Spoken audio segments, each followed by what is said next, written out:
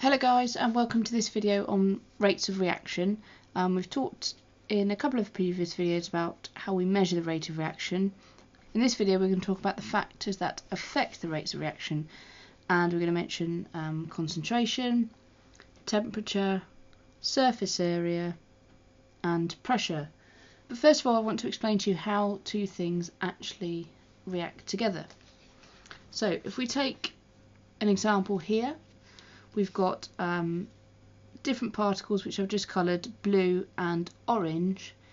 These two particles can react together. If we put these together, a reaction can happen. But what I want you to get your heads around is the idea that actually if we put these particles together, they can be colliding all the time. So the orange one here might bump into that blue particle as it's moving around. This blue one might bump into the orange particle over here. These two might bump in together, but it doesn't mean that they are going to react together.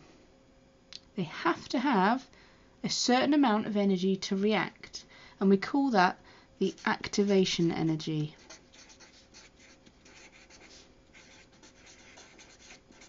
Okay, really important. These particles are moving around all the time, colliding with each other, but only if they have the activation energy, so enough energy to react, will those particles actually react together.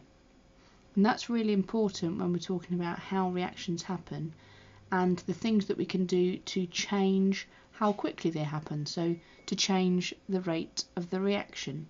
So this is the energy needed for a reaction to happen.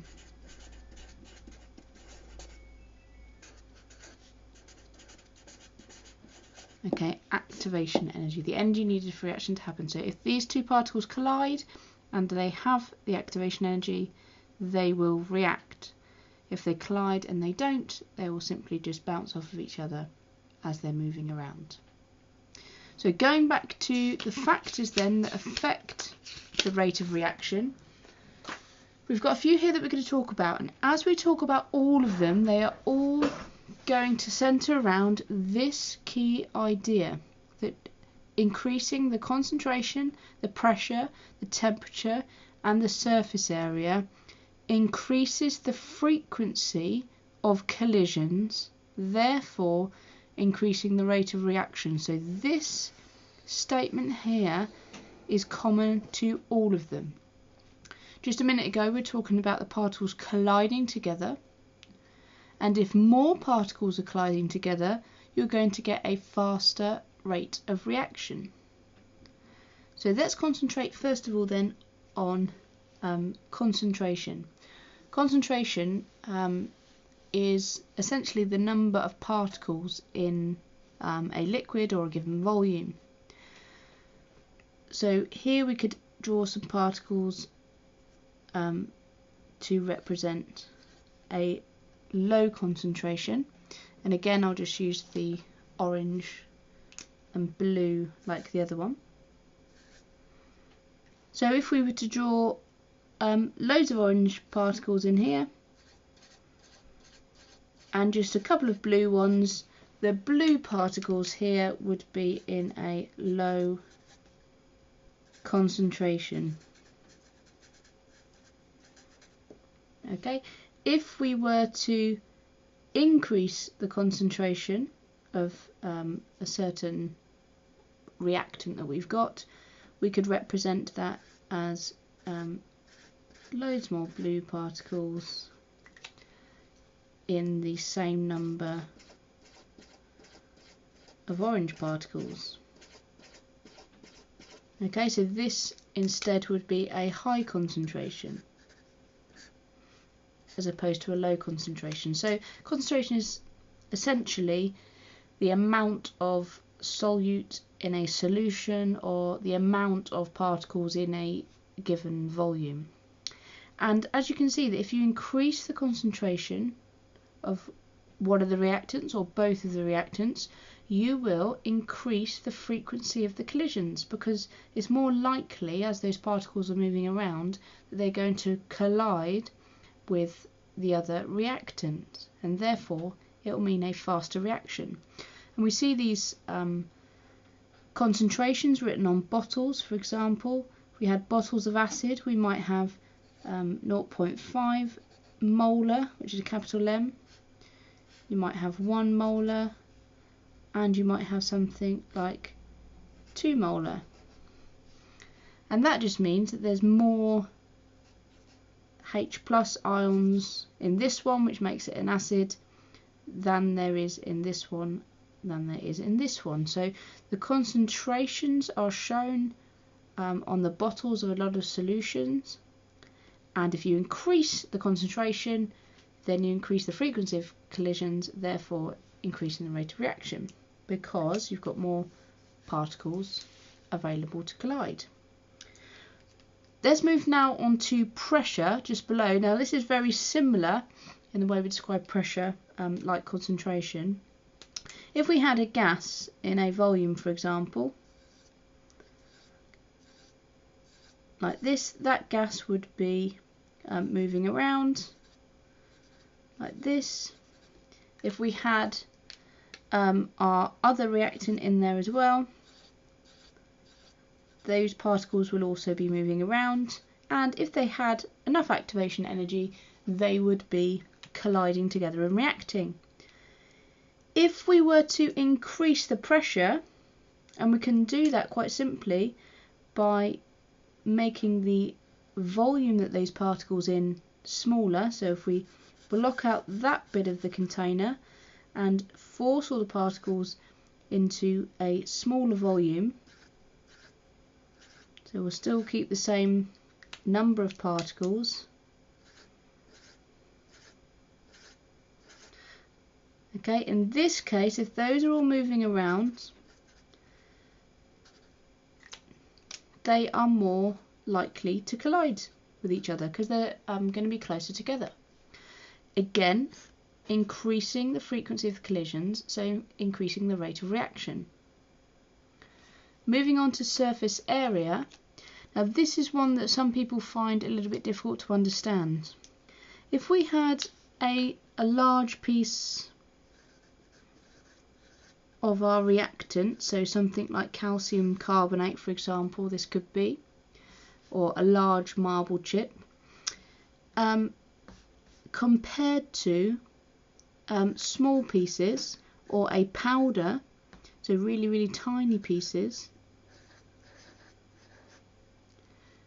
then in relation to surface area, if you were to literally measure the whole area of this piece and move the whole thing around in 3D and measure all sides of it, you would get the surface area. So it's just like if I draw it simply on a cube.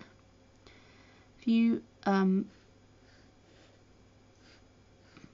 had a cube, you would have to measure the area of here, the area of here, the area of here, and the 3 other sides as well to get the surface area of that object. Now, if you were to cut this large piece up into lots of tiny pieces, you increase the surface area. So these small pieces here, when you're going from a large piece to a small piece, you are increasing the surface area. Okay, just like if you were to chop this cube up into much smaller cubes, there would be more surface showing, because in this cube a lot of the surface is locked up inside, but if you were to cut it up so you had the same mass, same volume altogether, but you've got more surface showing. In the same way, the large piece here, if you broke that up into smaller chips, you would have much more surface altogether. So if you make something smaller or make it into a powder, you've got a larger surface area. And if you can imagine, if we had our other reactant here, which could collide with the large piece, then if those reactants have enough activation energy, then the reaction is going to happen. But if we're to make it have a larger surface area, there's a larger surface for the collisions. So it's more likely for the reactants to come in and collide with something that has a larger surface area. Again, linking back to our middle statement, if you increase the surface area, you increase the frequency of collisions, therefore increasing the rate of reaction. Finally then, we need to discuss temperature. In a reaction, if you increase the temperature, you will increase the rate of reaction. And that is because if again we have some particles which are moving around each other, okay, at the moment they're moving with a certain energy and colliding into each other. If they have the correct or the activation energy, they will react together. If you can imagine heating these particles, so adding heat to these particles, they are going to move faster. Not only they're going to move faster, but they're also, because they're gaining energy, more particles are going to have the activation energy for a reaction to happen. So by increasing the heat energy, you're transferring energy to the particles, they're moving faster, therefore you are going to increase the frequency of collisions and increase the rate of reaction. If you increase temperature, I'll just write it in shorthand, if you increase temperature, the particles gain energy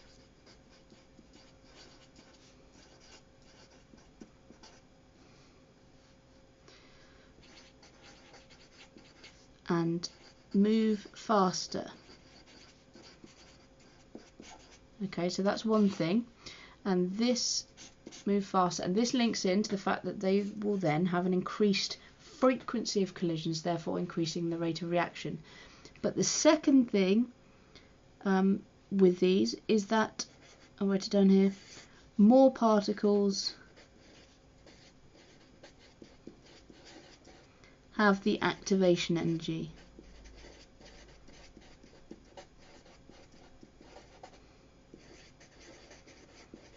Okay, and if you remember before, this is the energy that is needed for a reaction to happen. So with temperature it's slightly more complicated. You've got two things: the particles are gaining energy and moving faster, therefore increasing the frequency of collisions, and secondly that the more particles have that activation energy, so when they do collide they are more likely to react. So with all of these factors that affect the rate of reaction, you must be talking about collisions. Hopefully you've got that point now. You must be talking about the fact that if you increase the concentration or the pressure or the surface area or the temperature, you are going to get more collisions happening. And with temperature you can also give more particles the activation energy for the reaction to happen. The final thing that can affect the rate of reaction is something called a catalyst. Catalysts are things that speed up reactions without themselves being used up in the reaction, but I talk about these in a later video. But just bear in mind that they also can increase the rate of a reaction. If you found this video helpful, please press the like button and subscribe to Revision Monkey, and I'll see you in the next video.